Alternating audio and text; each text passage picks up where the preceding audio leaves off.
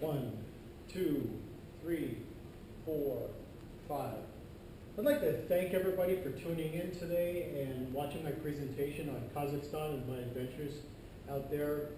Originally, I was asked, it was a school project for SBS 304, Food Culture and Eating with Professor Mark Silver in May of 2011 at the University of Southern Maine. We had a choice of topics. Initially I chose industrial agricultural impact on the environment in Kazakhstan. Well, once I started getting involved in putting the presentation together, I realized there was a much broader picture that needed to be told, broader picture and a story that needed to be told. So it's going to cover, the presentation really going to cover a little bit of my personal history, my professional history, try to give you a visual representation of Kazakhstan and its people and its culture, how it relates to food, and then of course towards the end we're going to get into the industrialized agricultural impact on Kazakhstan, which is on the planet itself. So, pardon me. With that said, I think an important point to make here is not everybody runs out of the country and lives for 6 years consecutively at the drop of a hat. You need an adventurous spirit, and that begins very early in life. It's my personal belief. Because mine started real early. I started learning how to surf when I was about 7 years old. I'd been on, it appears that I was always on a mechanized contraption of sort, and according to my mom, my hair was pretty much on fire for most of my early childhood. Didn't really stop. I continued to surf, obviously, and through my 20s, I didn't really stop. My hair was pretty much on fire. This was during my chef's apprenticeship in California, where I belonged to the Rubber Man Club of Southern California, which is the League of Surfers. Didn't really stop into my 40s. I now kayak more than I do any more surfing. It's just where I'm at. I'm up in the Northeast, so it gives me great pleasure to get out on my boat. So the adventure never really stopped from early age until my mid-adult life. My professional career, like I said, reaches over 20 years in the profession. 1983, starting my chef's apprenticeship, ending in 1987. 2000 was my last official job in the culinary industry. I was the chef of the Lazy K-Bar Ranch, a rebuilding process for the ranch's kitchens and training their staff. So a lot of training and development. I'm flipping about a 9-pound T-bone there, cooking some veggies on the open grill. That grill's about 15, 20 feet long. It's one of the biggest grills I've ever worked with. That's live mesquite charcoal. I had a little sort of back into the industry on a cursory note here. I did my business degree in Dover, New Hampshire at McIntosh College, and it was quickly found out that I had an extensive culinary background, and so the dean of the culinary college side of it, which was the Le Cordon Bleu Cooking School, a very prestigious cooking school, came to me and asked me, because of my age and experience, if I would tutor, which I gladly accepted. As a reward for tutoring, I am now allowed to wear the Le Cordon Bleu jacket and my name stenciled on it, which is really nice, and I'm recognized as part of the membership. I'm not a graduate of Le Cordon Bleu, but it's just nice recognition for all the years that I put in to be able to put on the jacket, and if I cared to, I could go tutor, I could function using the Cordon Bleu name. It's a prestigious fraternity, I guess you will, of fellow culinarians. Moving forward, I launched off of the United States in 1993 to Almaty, Kazakhstan. I left the family business, the Copper Queen Hotel belonged to my in-laws. We rebuilt it from the ground up. I landed to do another similar project, which is the Dostik Hotel in Almaty, Kazakhstan. Moving forward, logistics, give you an idea where Almaty, Kazakhstan is physically located. Southern eastern corner up against the Chinese border. Those mountains represent those are the Tingshan Mountains. Just past those would be the border of China. Just two different shots. Approximately 1.3 million people, size of San Diego, more or less, right against the Chinese border there. Moving forward, give you a better map of it in the dark. Almaty would be down here, and then where I went to work after Almaty was in Kizlyurda, which is almost to the Caspian Sea. It's right around this area. So we'll get into that in a second. There's some pictures of the Kazakh people. They look Asian, they look Chinese. Basically, Central Asian people are a wide mix of different cultures out there. So this is good representation. Bottom right hand is the most important picture to me out of this series. That's the first kitchen crew that I trained. That's inside the Dostik Hotel. You can see the new coolers that we put in, even some Cisco boxes, and we did bring in some Cisco product with us just to help supplement what was going on. So you'll notice too that it's almost all women, and that was the case throughout the culinary world over there. It's about, I'd say it's a good 80% women on average. Moving forward, one of the things when you travel internationally, you learn real quick is that children are invaluable resources. They ask a lot of questions. They want to interact. Where adults tend to be a little more shy. You know, they tend to be a little bit more reserved. If you have an audience of 50 adults and an audience of 50 kids, I guarantee you're going to get 500 questions out of the kids, and you'll get a fewer questions out of the adults. So interacting them becomes rewarding. These are a couple of real shots that are close to my heart. This was a kindergarten that was in the first floor of the building that I lived in for several years. And so when the spring came and the windows would open, and they would see me coming and going, specifically on my mountain bike, it attracted a lot of attention. They would call me over and we'd try to talk to each other. My Russian or Kazakh was not so good, and of course their English wasn't that good. Friends of mine, their daughters, it was this young lady's birthday. So these are country kids, city kids, just give you a visual. Back to the Dostik a little bit, because it's in Almaty, it's the same era. Before, after, and the dining room. Just give you a visual idea of the changes, and you can see those are pretty good, the old Soviet kitchen and the new stuff.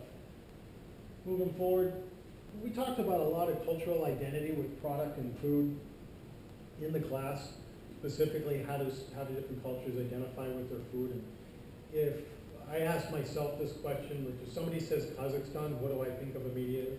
I think of shashlik and plov, two of the main dishes. There's a number of other ones, but these are the two that are closest to me in my memories of being there. Shashlik really is just kebabs, lamb, beef, chicken, it can be camel. Any time of the day, you can smell it cooking in the city, so you come out of the bar at 3 o'clock in the morning, you've had a couple of drinks and you want something to eat, that's where to get it. Top right, plov, this is really rice, lamb usually, can be beef, but rice, lamb, carrots and garlic and some spices. A real homey dish. Cold winters are out there, get a big bowl of plov inside of you, it's going to stay warm for a while. The center picture is really important too. It's important to realize that even though Kazakhstan was decimated really literally by the under Soviet control when the Soviets left, there was no lack of talent, just lack of resources. That table is all their food. The only thing I had to do with the production of this was to make sure it was done safe and using proper sanitation and food handling practices so the food was wholesome and nobody would get sick from it. So an important representation, 100% Kazakh-made food. Moving forward, cultural identity and specific foods was a major topic, just like the other stuff. The lamb's head is iconic in the culture. Whenever there's a family celebration or any kind of celebration that's a high level, they would slaughter a lamb. In this case, this is a birthday party I attend. The gentleman's, all he's doing is burning the hair off, and then he'll scrape it, and then they'll put it in the oven and roast it. You can read the distribution of pieces. If you're lucky enough to become the head of the table, which I was after a period of time, people understood. I knew enough about the culture and these nuances that I could do this. Each one of these is given out individually and followed with a toast of vodka or cognac of some sort. Very, very important place at the table to be able to do this. More important as a foreigner to be able to do that. It didn't just go from the backyard barbecue type stuff. It went into fine dining, so that's how important it was to the culture. This is back in the Dostik Hotel. You'll recognize the kitchen from the other shot. Some of my wait staff, and Kazakh and Ukraine guy, and definitely a Russian guy in the back. So friendship, camaraderie, even though a lot of tension between the cultures, I found the people very, very amicable, working with each other. and several heads going out. So we did it in fine dining, and you can do it in your backyard. Real important pictures to me. Give you an idea of the markets. Markets in Almaty, when I got there, it was sporadic. You'd have a lot of product one day, you would have very little the next. But this gives you some diversity. You got your cigarettes here, you got your toques there, and in the background, I don't know if you can see that very well, but those are potatoes. Little one-stop shopping. Korean ladies selling their salads in the middle, which are always really good: kimchi, carrot salad, and marinated mushrooms. On the right here, this is iconic to visiting the markets out there. Here's pumps. You can see those are women's shoes, 3 different sizes, or 3 different shoes, 3 different colors, probably all the same size. And you get your tomatoes and your cucumbers and some other stuff. There's even, I think those are cans of caviar right there. So one-stop shopping at its best on both of those. Moving forward, when I moved from Almaty to take the oil field contract, which is what I'm going to talk about a little bit in this presentation, about 1,500 miles to the east, the markets weren't so plentiful and little diversity. Down at the bottom is your meat market. We had somewhat of an internal joke among the foreign community. We're sensitive. We didn't want to offend our hosts. We joked that if you didn't pick up your meat by 1 o'clock, the flies would take it away. So it was incentive to get down, and if you wanted meat for your house, to go down in the morning at sunrise when they do the slaughtering and get your fresh meat, take it home and refrigerate it. Don't wait. These are just 2 pictures of how sparse the markets were compared to the ones that you just saw. Moving forward, I don't want to get into a dissertation about, I'll let this run for a second so you can read through some of the problems that once the Soviets left, this is the way they left the country. Some of the bigger ones to me really are the collective farming and how it decimates the environment, which is what I'm going to talk about concerning the Aral Sea. Semi-politics was above ground nuclear testing, really, really bad stuff, pretty much ruined the area and so forth. So moving on. In 1997, I accepted a contract to rebuild the oil camp. The oil camp is north of Kizlorda. Kizlorda is about, I'm going to go through the logistics here in a minute. Really, I had all the responsibility of the housing and food services for Hurricane Tungkol Nanai, which is no longer there. That was the Canadian company that was a joint venture that came into the country to help out the Kazakhs rebuild the oil fields. It's now called Petro-Kazakhstan. So with that said, here's the logistical stuff, pretty easy to understand. Almaty, again, where I started out at the Dostik Hotel, right above Lake Issyk-Kul in Kyrgyzstan, China being over here. Zoom all the way to the west, and approximately somewhere around that dot or that area is Kizlorda on the bigger map. Kizlorda would be down here, and then up here would be the big camp that I worked with, and then north of that, the furthest out is 250 miles. That would be the furthest rig working, the Aral Sea and the Caspian Sea, respectively. Moving forward, my home for the year, about a year and 9 months I was on the project before I could walk away and turn it over to the Kazakhs. This shots of the catering base, right? We call it the HHS, the Health and Human Services Department. Excuse me, I'm going to sneeze here in a second. Just give you a big warehouse, was guarded by, we had really a heavy security force because resources were real low in the area, and people knew we had a lot of resources. We were feeding a lot of people up north in the camp. So it was pretty heavy security. Center picture is important. It shows the different cultures that I work with. These are all all interpreters from my department. 3 young ladies, Kazakh, Uzbek, and then Russian, Ukraine, all working cooperatively. Not one over the age of 20, and I had 18 of those working for us in various departments, in various areas of my department. 75 administration staff and approximately 450 people working in camp to feed the 3,500, house the 3,500 up there. Moving forward, we love statistical numbers just because it's fun to splash things up there and make people crazy trying to read it. We'll go through all of these. 3,550 workers, 3,500 workers in camp working on a rotation basis, 24/7, 4 meals a day. That translates really, based on a 7,000 calorie a day diet per their law, not my requirements, that was through Kazakh law. They weren't getting that when I got there, they were getting that when I left. Translates to about 3,800 pounds of meat per day, just working on protein. And the biggest number, 26,600 pounds of meat per week was perplexing to me when I first got there, because remember, the country had very little resources. So I was scrambling, my crew was scrambling just to make this happen. We did get there. Eventually we got there. Moving forward, real good picture of the camp through Google Earth. I took this off the internet.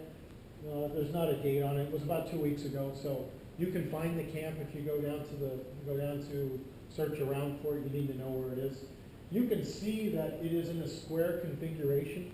It was an internment camp right at the Stalin era, when Stalin started moving people around after World War II. He got real paranoid. So a little bit of history is that he relocated cultures. So the Koreans went somewhere, the Uzbeks went somewhere, and he just put people where he wanted them based out of paranoia. About 68, 70 persons per unit. Some of the bigger units, that's the main canteen for the camp. This is my bakery and butchery station. We turn these into recreational facilities. You could go out there and you could find the old footings in the corners for the guard towers, and then there in the center. It doesn't show up on Google Earth because it's just not high enough resolution that you can find them. And no more fencing. It's not fenced off anymore on the perimeter. They did have their gardens. They tried to make it self-sustaining, but that didn't work out. It's the middle of the desert. 200 miles out in the middle of the Kazakh desert to scrub. Give you an idea, real important logistics for this presentation are the city of Kizlyurda, where my office was, and the warehouses. 200 miles north is the camp, which you just saw, and 250 miles north of that, making a 450-mile trip up to the furthest rig that was drilling. And then we had 10 rigs starting, 9, 8, 7, 6, 5, 4, all the way through. So way out in the desert. Well, farther than I'd ever been out in the desert than I wanted to be. Moving forward, I talk a fair amount about Rig 250 because it was the most needy and it was the furthest out. So if you can imagine, I'm going to back up. If Kizlyurda was sparse and had very little resources, camp had less than that. Rig 250 had nearly nothing. So it really, and if you go as far as that, Almaty, lots of resources in food specifically. Kizlyurda, lower, and then so forth. You get the picture. So when you go to the pictures like this was my first inspection of Rig 250. This is potable water. There's some living units. This is the internals of the kitchen. It was just beyond comprehension of how dirty and how bad it was. I have no words really to describe it. It was very heartbreaking to know that people were living in those conditions. So moving forward, these are some of the kitchens that were in camp before we consolidated and turned them into bigger modernized units. So there's the internals. Pretty basic old Soviet stuff. If you've never seen them, it's kind of interesting to look at the old oven in the background. It functioned, but just not clean and not efficient and very nasty places to be preparing food. Moving forward, this has to do with Rig 250. We had ham radios, the equivalent of ham radios, so they would talk to us down in the office 450 miles away. They could get us on the radio at specific times of the day. Dusk and dawn were usually pretty good. Since I inherited this whole project, it was all my fault. Everything was my fault.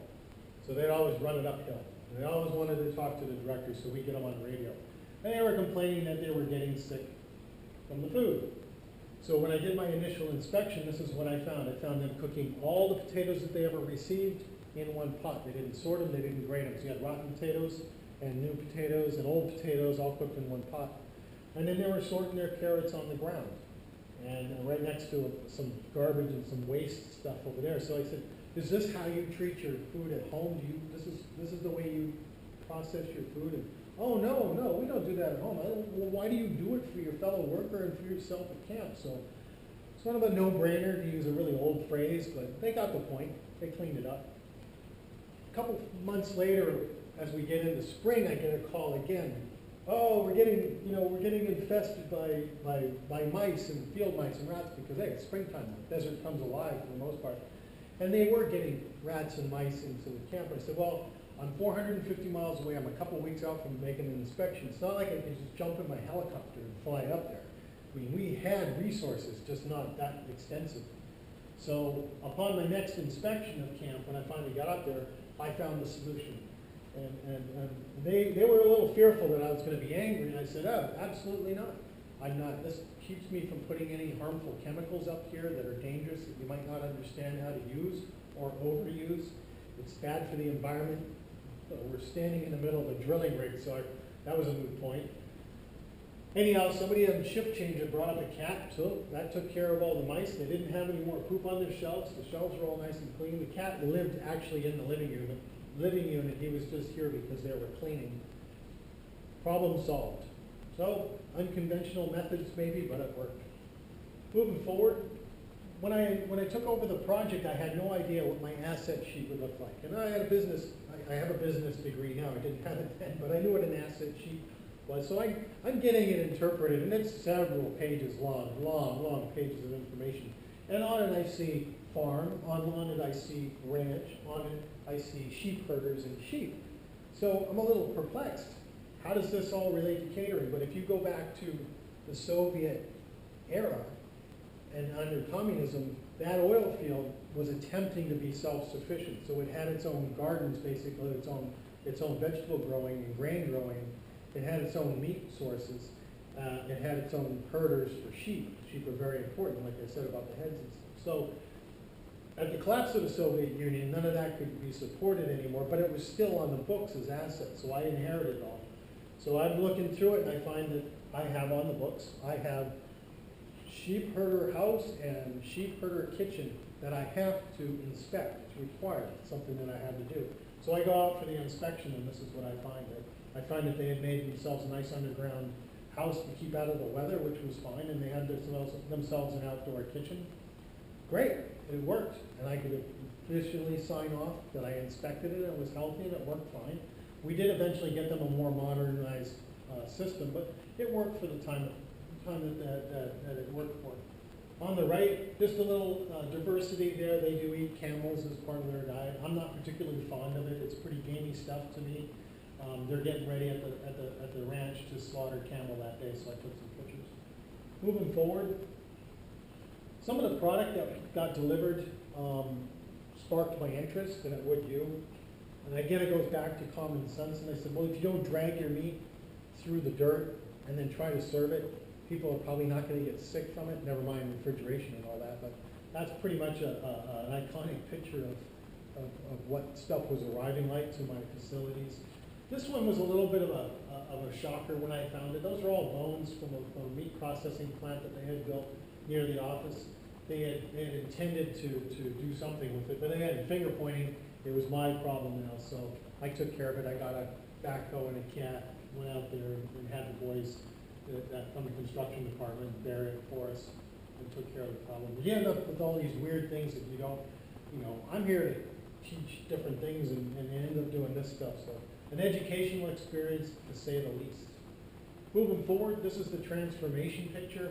Really, you can see you go from this stuff to this stuff, clean.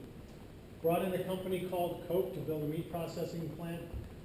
Also a sausage factory, taught the ladies and people how to do sausages so that we could sell back to the community and recover some of our costs. Top right-hand picture is very important. It is a kosher operation, which means they kill by slicing the throat. They don't use pneumatic guns. They don't use any type of weaponry except for a knife to do the kill.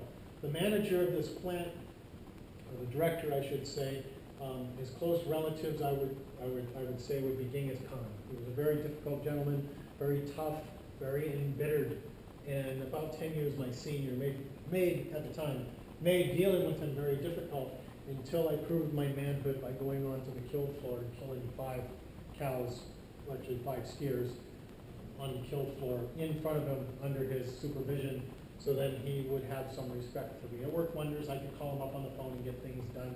He knew I was, and he knew I was a real man. I'm a farm kid. Grew up on partially part of my life on a farm, so it bothered me, yes, to do the kill. I'm not fond of killing animals, but at least I wasn't fresh out of the city with no experience in it. I could handle my own. Moving forward, the rehabilitation process, if you will, of the camp came in many forms. Top right-hand picture, left-hand picture, sorry, my right hand, is a converted missile carrier hauling my new units up to camp.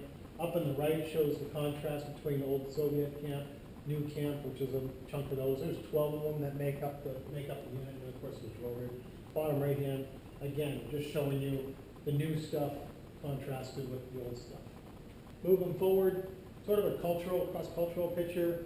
I like this stuff. There's people enjoying their new canteen. Kazakhs wearing their hurricane jackets, showing a little company solidarity there.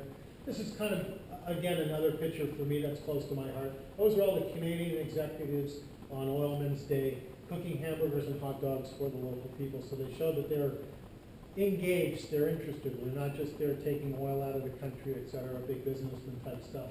They got their hands dirty. We had a lot of fun, drank a lot of vodka, cooked a lot of burgers, and really celebrated.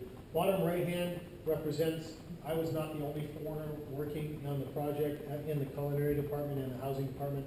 Roger, definitely a gentleman, a lifelong friend. If we ever bump into each other, we will instantaneously rekindle that friendship. Roger's, his story is very short and very important to this. He was a graduate of the French Foreign Legion. In France, you're given an option as a criminal with a life sentence to either go to the French Foreign Legion to earn your freedom or to stay in jail. Roger chose the French Foreign Legion. There's about a 99% failure rate, so it's a very tough program. And when you emerge, you do get your freedom, and he's an example of an Algerian who made it through the program. Never asked him what he did, didn't care. He always treated me as a gentleman and vice versa, and he was a talented chef. He could speak a little Russian. He could work with the crews. I could give him a list, and he could go on and take care of it. So international relationships, cultural building at its best. Moving forward, thinking on the fly, doing stuff a little out of the box. I think this is the best story that I have of it. The road crews were being treated less like dirt, no pun intended. So as a solution, I asked my deputy director if she knew Kazakh history, and she said, yes, of course I know Kazakh history. I said, well, thousands of years you folks roamed across these deserts on horses and camels and living in yurts, right? Oh yes, yes. Real serious conversation here. I said, so what's stopping you from putting yurts up, creating sleeping quarters and kitchen quarters, and getting volunteers to work with the road crews? Now remember, that road's 200 miles long, and they have to keep it serviced. They have to keep it open all year round. And so the road crews were having a hellacious time out there trying to, they were hungry. They were starving out there. So we built them a kitchen, a mobile unit, put it all together, and it functions as far as I know of. It still functions today, feeding the road crews. Just to give you a little closer view of the food and the talent, this is all, again, it's food and culture and eating, so I kind of try to keep the food in focus here. This is all their product. This is what they made. I had, again, no hand in teaching them how to do this stuff. You got some pastry work going on up there, typical Russian potato salad down on the bottom, some Kazakh breads and stuff. I can pick out the items, I can go through them. The beet salad, but very, very good stuff. I'm sure everybody watching this would walk up to that table and at least try something. So it didn't take me teaching them how to do it, just to keep them doing it a little bit more sanitary or safe. Moving forward, having money and ability was a key to being successful out there. Buying new 6x6s, and that's the road I mentioned just a few minutes ago about, that's the road going up to camp. I got to drive the first one up, scared the pants off of my crew. I got a little vendetta going there with loaded all the ones I didn't like in the back. I'm just kidding. No. But I did scare them. I drive a little fast in that thing. Picture on the right is another one of those iconic pictures for me. It brings back floods of memory, and to keep the story short, we had a hellacious snowstorm the first year I was there. It really locked out all the camps from Camp 250 on back down to Rig 250 back down through the rigs. We couldn't get to them for several days, and they were running out of food, so we had to contract 3 helicopters to come into Kizlyarda, load up with supplies, vital supplies, and then fly out and do deliveries and take workers in and workers out. So I do not suggest flying in old Russian helicopters. It will scare the daylights out of you. I got to ride from Almaty to Kislored. I did not go up to camp with that. Moving forward, we're going to get to the point of industrialized agriculture and how it affects the environment and the world. I got to interview my first interpreter, Zauri, who worked on all that camp stuff with me. She was the first one there. She now lives in Dubai on the island of the Palm Island, whichever they call it. She lives down there in the trunk somewhere. Very strange place to live for a young Kazakh woman. Zauri's going to talk a little bit here. My audio portion of this has been fickle, so I don't know what I'm going to get when I click over. Possibly we're just going to get her image. If that's the case, I'm going to let it run for a couple of seconds and then I will fill in because I know the story just as well. I wanted you to hear it from a Kazakh woman who worked in the field the same time I did about the conditions of the Aral Sea specifically. So with that said, let's see what we get. Maybe we'll get something lucky here. You're such a great smile. All right, that is not the right video, so I'm going to stop it there and I'm going to forward it. And actually, what I do have is I have an audio portion embedded at the bottom here, which will run. We'll let that run for a second. There was no basic planning. There was no planning, and that's why it ended up in a purple picture like this, where the arrow is pretty much dried out, where you could, I don't know whether you've seen, but you could, the horrible pictures like where the ship is stuck in the middle of the desert, and the middle of the desert is the bottom of the sea. Yeah, that's what I saw when I was up there. Just terrible. So, yeah, of course, people suffer big time with this area. And it's not only in Kazakhstan people suffering, because when the wind blows, all the cold blows in, they say, nature Europe, suffering. Wow. So, yeah, so, luckily, there were some research done, still not enough, and I think that in a way, it's kind of bouncing back, I mean, it's recovering slowly. So, yes, I remember when my brother was working on projects for the group of scientists from Europe, they were scientists doing the job, doing research, Right. how to bring it back to water. So, Because can I interrupt for a second? Because they stopped the big farming when the Soviets left. So oh yes, yes. But then the Aral Sea, that still the water was not getting to the Aral Sea. Yes, exactly. It wasn't everywhere. And I'm going to stop it right there and go back to my PowerPoint. Just give me a second here. You're such a great smile, too. I was explaining to her here. She was a little nervous about doing the interview and being on camera, so I said, you know you have $1,000 smile, so don't worry about it. People will love you no matter what you say. So that was the interview. It's a lot longer. But moving forward, let's get this. What Zauri is talking about, essentially, there's the Aral Sea, and you've seen that in the other map. That's a picture of it. Oh, when it represents when the Aral Sea was full. She's talking about the two rivers coming out of the Tian Shan Mountains that feed the sea. So a lot of terminology, or what I hear a lot about is the Aral Sea draining the Aral Sea. Wrong terminology. The Aral Sea is evaporating because these rivers no longer feed it. There was so much agriculture done on both sides of the river in all three countries, Kazakhstan, Uzbekistan, and Turkmenistan, by the Soviets, that the water is being taken off to irrigate. So it's no longer reaching out into the Aral Sea. So the Aral Sea evaporates. This is the evaporation process map that I did find this online. It gives you a good representation. It starts in 1957, just in case you can't read that. 77, 84, and 2001. I dug around a little bit. I found some NASA shots. This is a better visual. 1989, that's what the sea looked like, pretty much. And then there's 2008. What's important to note is that the processing facilities are all up here in Uralsk. When the ships would run down, they would do their fishing and then run back up into Uralsk to offload process, and distribute. Now, you can even see in 1989, there's a dam there. So they were no longer fishing down here, they could only fish that little body on the top. And then if you go a little bit further, there's just no water left.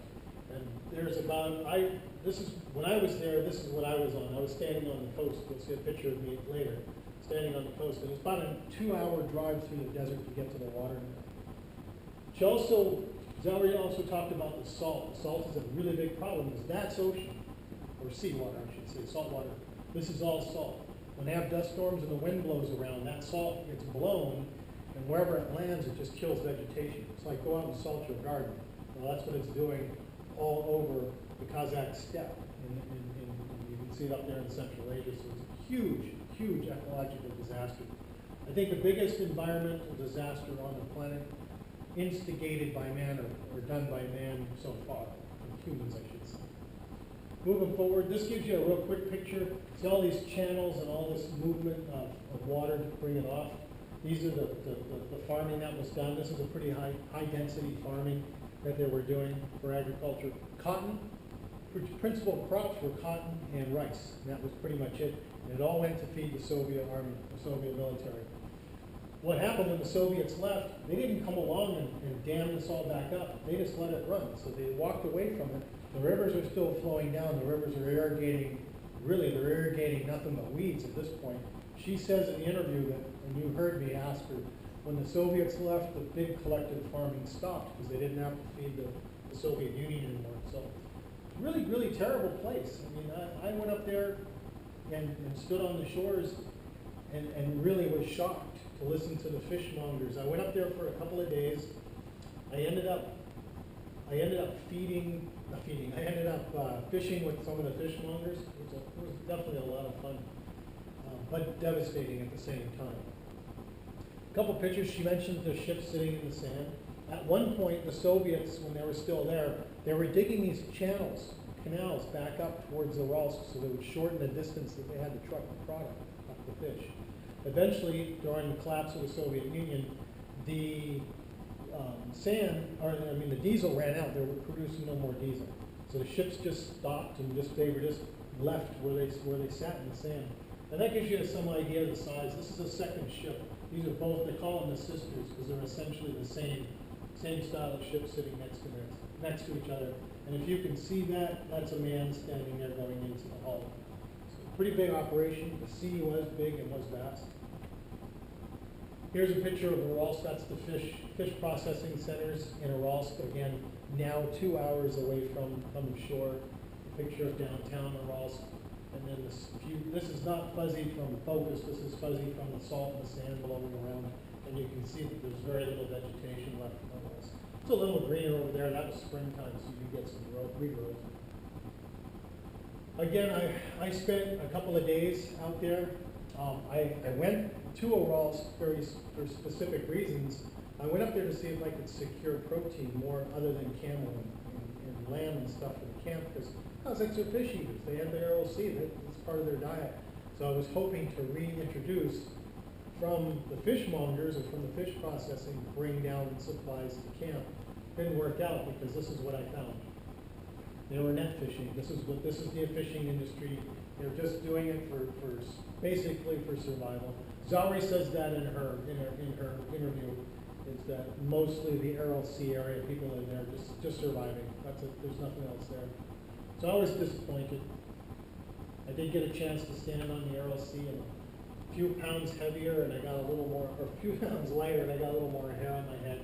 But that's on the shore, and you can actually see across. That's how narrow it was when I was there. So disheartening. I was sad and disappointed that I couldn't help them with.